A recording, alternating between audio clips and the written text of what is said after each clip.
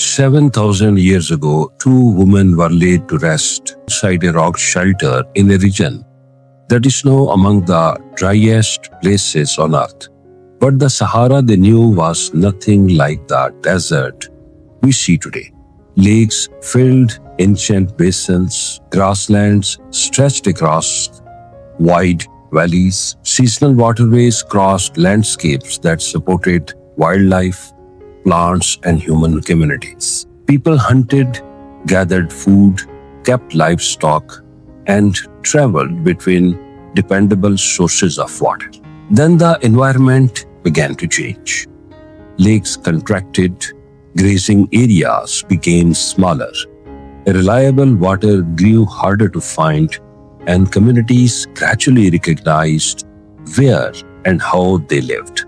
Thousands of years later, scientists recovered ancient DNA from two remarkably preserved women at Takarkori in southwestern Libya. What they discovered didn't fit the simplest explanation. Most of the women's ancestry could not be explained as the result of a recent arrival of pastoralists from the Near East, nor could it simply be matched with the sub-Saharan populations previously used in genetic models. Instead, their genomes revealed evidence of a deeply rooted North African lineage that had remained almost invisible in the ancient DNA record. And that discovery opened a much larger mystery. Who were the people who lived across the Green Sahara, and what happened to their population history when the desert returned? If you enjoy evidence-based documentaries about archaeology, genetics, and the ancient world, subscribe, like the video, and tell us which historical mystery we should investigate next. The modern Sahara gives the impression that this enormous desert has always existed in its present form. It has not. During the African humid period, changes in Earth's orbit strengthened seasonal rainfall across much of northern Africa. Summer monsoons reached farther north than they do today, transforming large parts of the Sahara. Lakes appeared across basins that are now dry. Rivers and seasonal waterways crossed valleys. Grasslands and savanna-like environments supported wildlife across regions that today receive almost no rainfall. Humans occupied this changing landscape for thousands of years. Archaeological sites show communities hunting animals, catching fish, collecting wild plants, making pottery, and eventually becoming increasingly involved in pastoralism. Cattle became important in many areas, followed by sheep and goats. Rock art from the Taforalt Caucasus and surrounding regions preserved vivid scenes of animals, herding, and everyday activity that seem almost impossible when compared with the same landscape today. But the Green Sahara was never a single uniform environment. Rainfall differed from region to region. Some communities lived around lakes. Others occupied mountain zones, valleys, or seasonal grasslands. Water corridors sometimes connected distant areas, while geography still separated others. A greener Sahara, therefore, did not automatically produce one Saharan culture or one interconnected population. Then conditions began changing again. Long-term orbital cycles gradually altered the amount and seasonal distributions of solar energy reaching the northern hemisphere, weakening the climatic conditions that had supported the humid Sahara. Across different regions, the timing and speed of drying varied. Water bodies contracted, vegetation became increasingly fragmented, routes that once connected reliable grazing areas became more difficult to use. For the people living through this transformation, the change would often have unfolded across generations. One generation might remember a lake reaching farther across a basin. The next might need to travel farther with animals. Later families could inherit a landscape in which an old seasonal campsite was no longer practical. Climate was gradually rewarding the human map of North Africa. And one extraordinary place in the southwestern Libya preserved evidence of those changes in unusual detail. High above a wadi in the Taforalt Caucasus, generations of people returned again and again to a rock shelter called Takarkori. Takarkori is far more than a single archaeological site. It is an archive of human activity extending across thousands of years. Earlier communities relied heavily on hunting, gathering, fishing, and wild plants. Later, inhabitants increasingly incorporated livestock into their lives, including cattle, sheep, and goats. Yet the transition was not simply a replacement of one lifestyle with another. Older practices continued alongside, never once. Ancient pottery provides some of the most remarkable evidence. Chemical residues absorbed into ceramic vessels show that people possessed a wide variety of plants. Later, pottery also preserved molecular evidence associated with dairy products. This means Saharan pastoralists were not raising animals only as a source of meat. Milk offered food that could be obtained repeatedly from living animals, an important advantage for mobile communities adapting to uncertain environments. Takarkori also contains ancient resting places. Among the individuals discovered, there were two exceptionally well-preserved adult women associated with the Middle Pastoral period. Recovering usable ancient DNA from the Sahara is extremely difficult. Heat accelerates the breakdown of genetic material, meaning that researchers working in North Africa often have far fewer surviving genomes than researchers working in colder environments. Scientists had previously recovered mitochondrial DNA from the Takarkori woman. That provided an important clue, but mitochondrial DNA represents only one line of inheritance. To understand their broader ancestry, researchers needed genetic information from across the genome. Improved laboratory methods eventually made this possible. For one individual, DNA was extracted from a toothed root. For the other, researchers sampled fragments of the fibula. The surviving DNA molecules showed patterns of degradation expected in authentic ancient genetic material. Scientists could finally compare the Takarkori individuals with ancient and present-day populations from Africa, the Near East, and Europe. The result complicated a sample migration story. The women were not primarily descendant from a newly arrived pastoral population from the Levant. Instead, most of their ancestry belonged to a deeply divergent North African lineage. In one ancestry model published by the researchers, approximately 93% of their ancestry was assigned to this ancient North African branch, with roughly 7% connected to an ancient Levantine source. Those numbers require caution. They come from a particular genetic model applied to only two individuals. They should never be treated as percentages describing every community that lived across the Green Sahara. But the larger conclusion is more robust.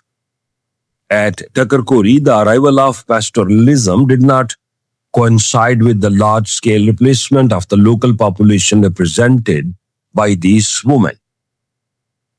Animals and pastoral knowledge had traveled farther than most of the people carrying them. The importance of the Takarkori genomes became even clearer when researchers compared them with much older people from Taforalt cave in Morocco. The Taforalt individuals lived roughly 15,000 years ago, thousands of years before the two women at Takarkori and before the peak of the Green Sahara. Earlier genetic research had identified a complicated ancestry profile at Taforalt. One component was related to populations of the ancient Near East. Another African component was much more difficult to identify. The problem was that scientists were missing the right comparison population. Ancient DNA research works with the genomes that have actually survived and been sampled. If an important ancient population has not yet been sequenced, researchers sometimes have to use imperfect genetic proxies. Takarkori provided a new one. When researchers incorporated Takarkori-related ancestry into their analysis, they found that it provided a much better model for the previously difficult to identify African component in Taforalt than the sub-Saharan populations that had earlier been used as approximations. In the revised model, Taforalt could be represented as roughly 60% ancestry related to an ancient Levantine population and about 40% from a branch related to Takarkori. That doesn't mean the people of Taforalt were literally descendant from the two women at Takarkori. Takarkori is thousands of years younger. Instead, the result indicates that both populations preserved ancestry connected to an older North African lineage. That lineage may once have been widespread across a far greater part of northern Africa. Takarkori therefore didn't. Double take. Takarkori therefore did more than add two genomes to a database. It revealed a branch of human population history that earlier models could barely see. The findings also challenged another simple assumption.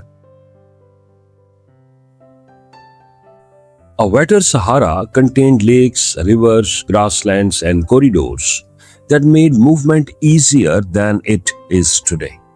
It might therefore seem logical to assume that northern and sub-Saharan populations mixed extensively everywhere during the period. But the two Takarkori genomes don't show evidence of substantial recent sub-Saharan ancestry. This should not be generalized to the entire Sahara.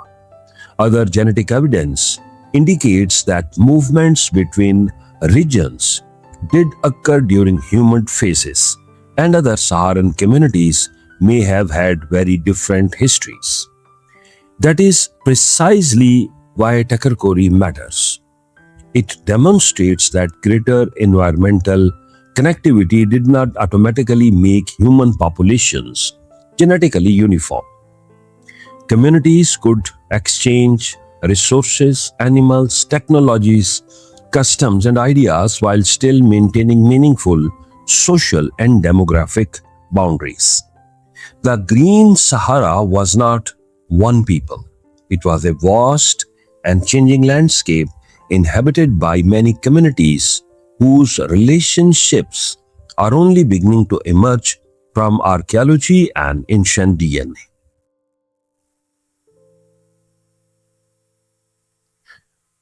Perhaps the most important lesson from Takarkori concerns the spread of pastoralism. Domestic animals ultimately reached Saharan communities through networks connected to regions beyond the Central Sahara. For decades, archaeologists have debated how that transformation occurred. Did livestock spread mainly because large groups of herders migrated into new territory? Or did existing communities acquire animals and pastoral knowledge from their neighbors while remaining largely rooted in their own population histories? At Takarkori, the genetic evidence strongly supports the second process as an important part of the story. The two women were members of a pastoral society, yet most of their ancestry came from a deeply rooted North African lineage. That means cultural practices could move farther and faster than populations. A community did not need to be replaced in order to change its economy. People could trade animals, they could observe neighboring communities, they could learn new methods of managing livestock. Families could form connections across cultural boundaries. Useful practices could be incorporated into traditions that already existed. This is important because prehistoric innovation is sometimes described as though very major technological change required the arrival of an entirely new people. Human societies have rarely worked that simple. Ideas move, objects move, animals move. People move too, but not always in the same numbers, at the same speed, or in the same direction. Pastoralism may also have provided important flexibility as Saharan environments became less predictable. Herds could be moved between seasonal grazing areas. Milk could provide renewable nutrition. Routes could be adjusted as pasture and water shifted across the landscape.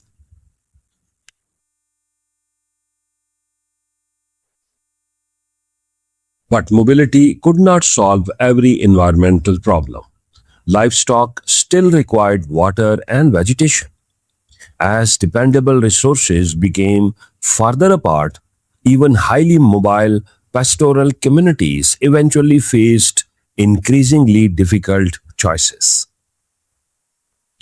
Across North Africa, some populations shifted their territories toward better watered regions.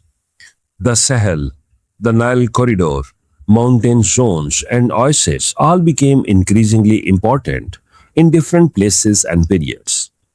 Communities that had once occupied separate ecological zones could find themselves moving toward the same shrinking areas of reliable habitation. Over thousands of years, populations met, separated, expanded, contracted, and mixed. Ancient genetic lineages, therefore, did not necessarily disappear. Their ancestry could survive, while their original genetic profile became increasingly difficult to recognize.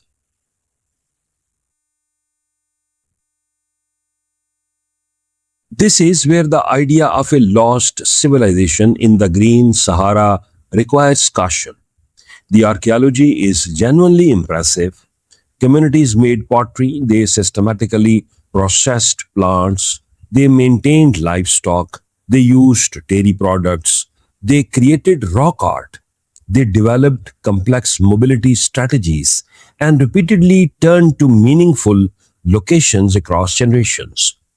But none of that currently demonstrates the existence of one centralized Saharan state stretching across North Africa. There is no evidence for one Green Sahara capital. There is no demonstrated royal dynasty governing the region. And a genome cannot reveal a political system. Genetic ancestry is also not the same thing as culture, ethnicity, language, or political identity. For the same reason, the Takarkori woman should not be presented as member of a mysterious race, nor as the proven founder of ancient Egypt. Their lives came roughly 2000 years before the political unification associated with dynastic Egypt. The drying of the Sahara clearly influenced human movements across northern Africa, and populations from regions west of the Nile almost certainly formed part of the broader demographic history of northeastern Africa. But the Takarkori genomes do not provide a direct genealogical chain from these two individuals to Egypt's dynastic rulers. The same caution applies when discussing modern populations of the Sahel or North Africa. Some people living today may carry ancestry ultimately connected to ancient Saharan groups. But thousands of years of migration, population mixture, expansion, and cultural change separate modern populations from the individuals represented at Takarkori. The most important discovery is therefore not evidence of a secret empire, it is evidence of a population history that scientists had been missing. Ancient North Africa contained major genetic lineages that are poorly represented in the surviving ancient DNA record. When Saharan environments changed, those populations did not necessarily disappear. They could relocate. They could join neighboring communities. They could exchange partners across population boundaries. And over time, their ancestry could become redistributed into new combinations. A distinct ancient population can become difficult to identify genetically even when parts of its ancestry continue into later generations. That may be the real meaning of the Sahara's lost genomes. What disappeared was not necessarily the people themselves. What disappeared was a recognizable genetic pattern that modern researchers are only now beginning to reconstruct. Today, much of the Sahara appears empty and timeless. But beneath its surface are traces of a very different world. Ancient shorelines mark the edges of vanished lakes. Archaeological sites preserve pottery, tools, animal remains, rock art, and evidence of settlements and seasonal camps. Together, they reveal landscapes that once supported human communities across regions that are now extraordinarily dry.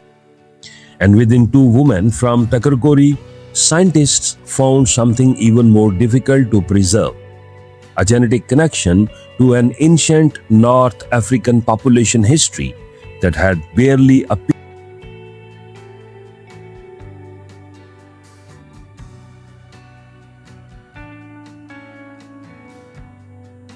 Today, much of Sahara appears empty and timeless, but beneath its surface are traces of a very different world. Ancient shorelines mark the edges of vanished lakes. Archaeological sites preserve pottery, tools, animal remains, rock art, and evidence of settlements and seasonal camps. Together, they reveal landscapes that once supported human communities across regions that are now extraordinarily dry. And within two women from Takarkori, scientists found something even more difficult to preserve: a genetic connection to an ancient North African population history that had barely appeared in the genome record before. Their DNA doesn't demonstrate a forgotten empire. It doesn't identify a biologically pure ancient population.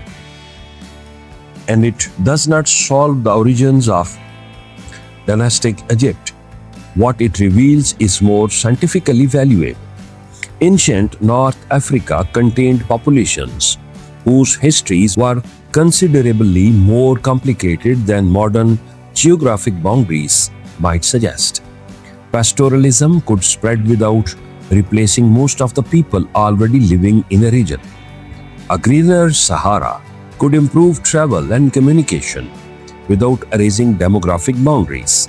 And as the climate changed, communities reorganized themselves across northern Africa.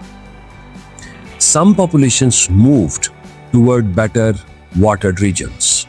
Others remained in ecological refuges for longer. Many eventually encountered and mixed with neighboring groups until older ancestry patterns became difficult to distinguish. But two genomes cannot tell the history of an entire desert. Takarkori is one site. These women are two individuals. Across ancient lake basins, mountain shelters, oasis systems, old travel corridors, and perhaps sites closer to the Nile, other ancient individuals may eventually provide the missing pieces.